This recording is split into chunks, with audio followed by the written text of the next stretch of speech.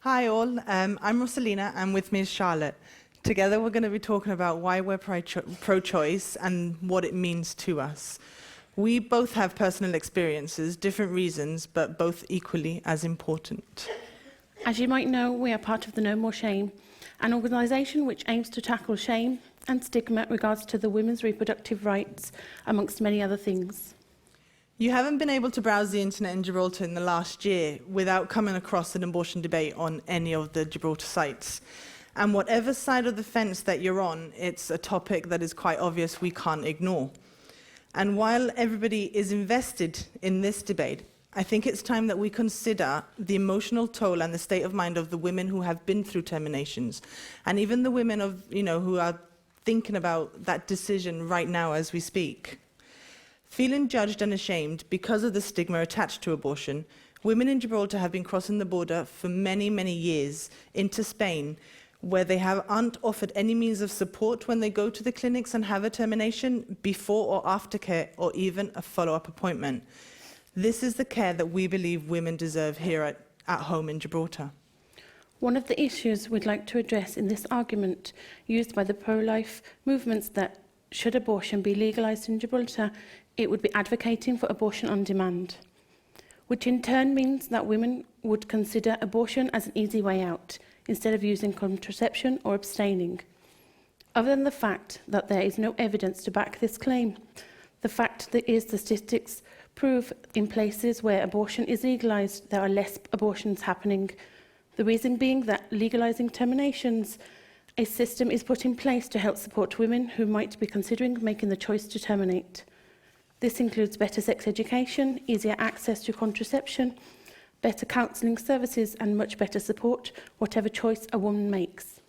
Without legal abortions, it is suggested that any woman who has sexual relations is morally obliged to bear a child, whether they are equipped to do so financially, emotionally, or mentally. Most people regard the right to control their own body as a moral right, no questions and no need for permissions.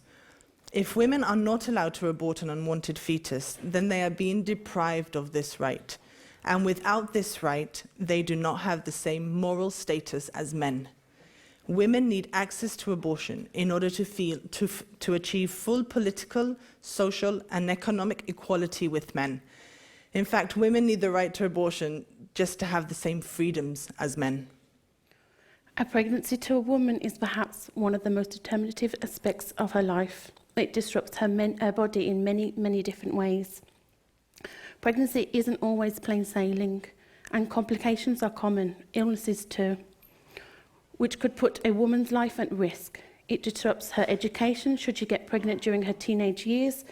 If the law won't allow a teenager to adopt a child, you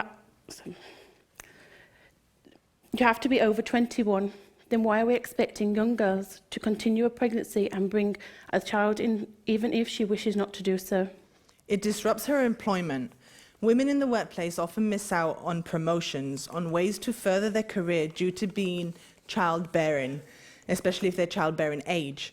If women have the right to choose whether or not to have children, then they can achieve equality with men. Men don't get pregnant, so then they're not restricted in the same way women are. And it often disrupts her entire family life.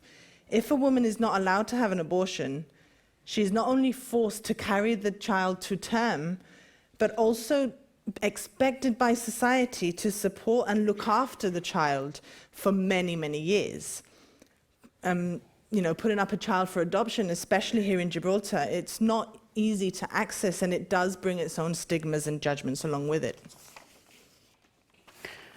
Which is what we have both experienced, a pregnancy which, if continued, could jeopardise our family life as we knew it. Both experiences were different. One pregnancy life-threatening medically, and one pregnancy would have forced one of us to continue in an abusive relationship, therefore putting children we both already had at risk. So mine. I was married to a man who was both emotionally and physically abusive. I had my first child at 21 and my second child at 24. The abuse continued throughout the pregnancy, and in some aspects it even got worse. He wasn't a very paternal person, so I was practically a single mother in a relationship that I didn't want to be in, and it was ruining my life. Any sexual relations were forced by him. So when I fell pregnant for the third time, my second son was just a year old, and I was completely devastated. I was already suffering with depression, sleep deprivation, and I was actually trying to find an active way to leave my partner. He knew this, so when I actually told him about the pregnancy, he was quite happy about it. If anybody knows anything about abusive relationships, you'll know that maintaining that control over the survivor, the victim, is very, very important. So he knew that if I was to go through with this pregnancy, where was I going to go with 3 children on my own? But I was adamant that I couldn't have the child. There was, I felt trapped. I did not want to be tied anymore to this man already. So yeah, I decided that I needed to terminate. I did not know what the procedure entailed at the time. And in fact, it wasn't only until last year that I even knew that abortions were illegal in Gib. I just actually thought it was just something you did. You went over to Spain, it was done. But I did know that it was shameful, that it wasn't something that you spoke about, it wasn't something you admitted. So I kept quiet about it. The procedure, I'm talking about 10 years ago, from what I can tell, a lot of things have changed, but the procedure was not nice. They didn't seem to really care about what I was going through, they were just there to do a job. So after the procedure, I went home and I was on my own. I knew that I couldn't tell anybody about it, and I knew that it wasn't something that I could talk about with anybody. So I decided to go online, and I found some support groups, and it was really, really helpful. But still, I needed something else. I needed counseling. I needed support that I knew was not available in Gib. But the point I'm trying to make is that I don't feel guilty for terminating a pregnancy. I truly believe that when you're at a crossroads, you should have that choice to put yourself first and to put the children that you already have first.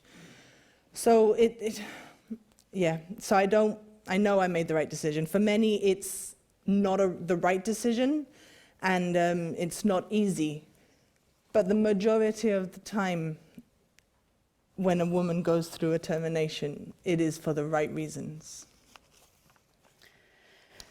Back in 2011, I found out I was pregnant, and even though I was apprehensive due to my medical condition, I was happy to be having another baby.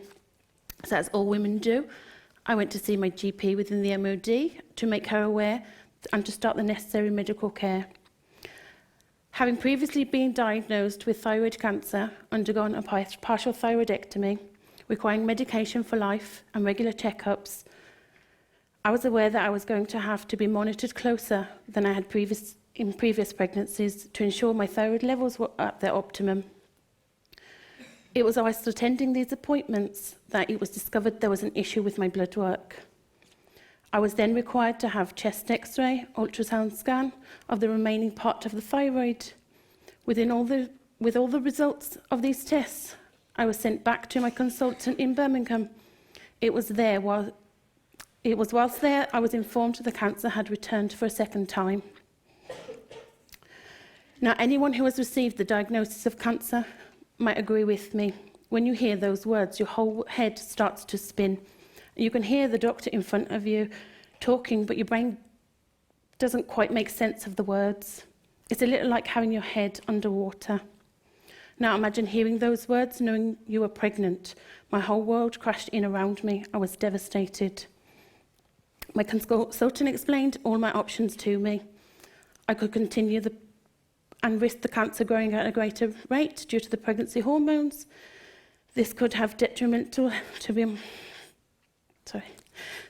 been detrimental to my health, and likelihood it would have been life-threatening as the cancer had the potential to spread, or I could terminate. The decision was difficult yet easy at the same time. I had to think of the 2 children I had and how could I potentially leave them without a mother. I had a very supportive family around me in Birmingham who agreed that this was the best thing for the circumstances. It was based upon all the information I had been given that I made the personal choice to have a termination. I was referred to BPAS, which is the British Medical Advisory Service. There I was given information regarding the different methods which were available to me. I opted for a surgical procedure as I didn't feel comfortable with the medical procedure, the idea that I may bleed on my journey home. I was booked in for a few days later. On the day of the procedure, I attended the clinic. It was an old Victorian house which had been converted. I was made to feel at ease. I was given plenty of information. I was made aware I could change my mind at any point. But this is something I knew I needed to do. So I walked into the anaesthetic room where I lay on the bed and was given the anaesthesia. That is the last I remember until I woke up when it was all over, where I was sat up in bed being monitored. Once my observations were all satisfactory and had passed urine, and the effects of the anaesthesia had worn off enough, I could go home. Thankfully, my family are from Birmingham, so I went home to my dad's house. Had this not have been the case, I would have had to go to a hotel. I then went on to have the second surgery to remove the cancer. I found out, in fact, the cancer had started to spread to the parathyroid. A few weeks after the surgery, I went on to have radioactive iodine treatment.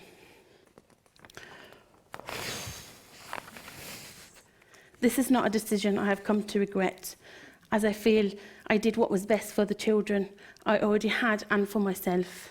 If I had have continued with this pregnancy, I might not be here with my children. I wouldn't have gone on to train to become a registered nurse, and I wouldn't be here today to tell you my story after being given the all clear from just a few months ago that I'm now officially cancer-free.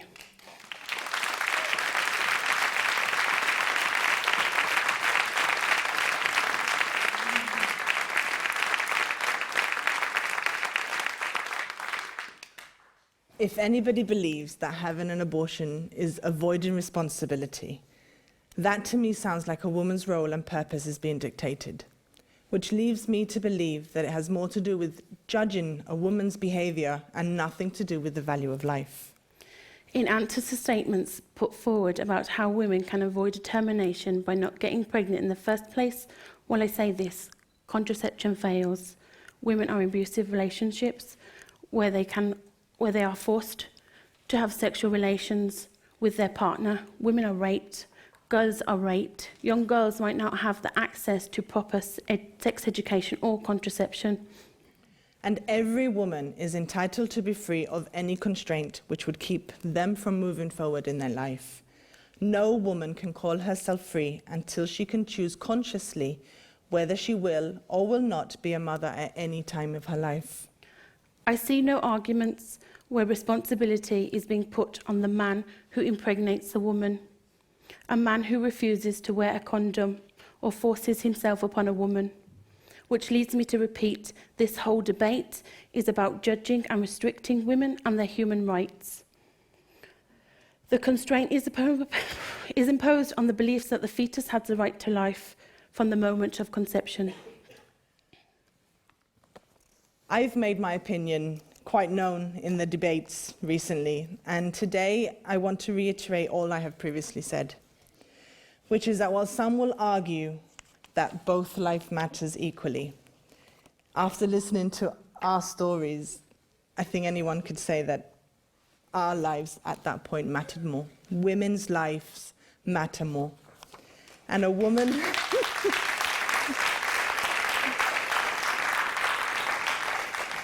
You know, a woman who is already grown up, she has an established life, she's loved, she's a mother to children, possibly already. I think it's quite clear. This argument reminds us that we should regard the woman as a person and not just as a container for the fetus. We should therefore give great consideration to her rights and needs first and foremost. Thank you.